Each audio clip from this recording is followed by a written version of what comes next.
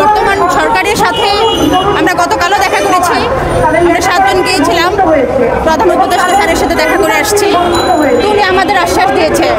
এখন আমরা নতুন করে রাস্তায় দাঁড়িয়েছি, আমাদের ভাইদের যারা গুম করেছে তাদেরকে অ্যারেস্ট করা হোক অতি দ্রুত। তাদের সাথে কি হয়েছে এটা আমাদের জানানো হোক। তারা বেঁচে আছে না তারা মরে গেছে? যদি তারা বেঁচে থাকে তাদেরকে অনতি বিলম্বে ছেড়ে দেওয়া হোক। আর আল্লাহ না করুক যদি তাদের ক্ষেত্রে খারাপ হয়ে থাকে, যারা করেছে কর্নেল জিয়াউল হাসান সহ ইসমত হায়াত, তাদেরকে অ্যারেস্ট করে তাদের মুখ থেকে একটা স্টেটমেন্ট নেওয়া হোক যে তাদেরকে কবে কিভাবে খুন করা হয়েছে। 2013 সালের ডিসেম্বরের 4 তারিখ বসুন্ধরা আবাসিক এলাকার আই ব্লক থেকে মাজহারুল ইসলাম রাসেল, সুমন ভাই, আব্দুল কাদের ভুইয়া, মাসুম, আলামিন, রানা, তানভীর, মোট 6 জন এক জায়গা থেকে উঠিয়ে নিয়ে গেছে র্যাব 1। এই অপারেশনে ছিল ইসমত হায়াত। ও ছাত্র দলের সাথে জড়িত ছিল। আপনারা সবাই জানেন যে 2014 সালের 5 জানুয়ারি নির্বাচনকে ঘিরে বাংলাদেশে যে অবৈধ ফ্যাসিস্ট সরকার ছিল, মানুষের জবান বন্ধ করার জন্য, মানুষকে ভয় পাওয়ানোর জন্য এগুলো কর্ম উনি করেছেন।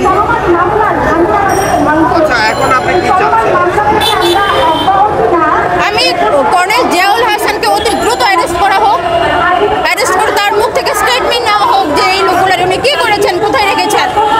আমরা আমাদের ভাইদের, আমাদের বাবাদের, আমাদের সন্তানদের ফেরত চাই। সবাই একই আকুতি, আমরা আর কিছু চাই না। আমরা কারো কাছে কোনো কিছু চাই না। আমরা আমাদের সন্তানদের ফেরত নিতে আসছি, আমরা আর কিছু চাই না। জি, আমি ডিবিতে গিয়েছিলাম, আমি ডিজিএফআই গিয়েছিলাম। ওখানে কোনো লোক নাই তারা বলেছেন, কিন্তু তারা এটাও বলেছেন যে তাদের জানা মতো আরও কিছু আছে যেখানে কিছু লোক জীবিত অবস্থায় আছে। তো এখন আমরা জানতে চাই সে আয়নাঘরগুলো কোথায়, সে লোকগুলো বা কোথায়, তাদেরকে এখনো কেন ছাড়া হচ্ছে না? এখন তো কোনো প্রতিবন্ধকতা নাই,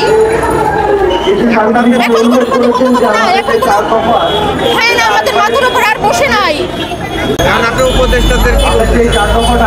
যে উনি আমাদের সাথে কালকে কথা বলেছেন, উনি আমাদের সাথে আছেন, উনি আমাদের সাথে কাজ করবেন, উনি সর্বোচ্চ সহযোগিতা প্রদান করবেন আমাদের। গতকালকে উপদেষ্টার সাথে আপনাদের কি ধরনের কথা হয়েছিল? এই যে আমাদের ভাইদেরকে খুঁজে বের করে দেওয়া হোক। কিরকম আসলে উনি আমাদের লোক, উনি আমাদের সাথে আছেন।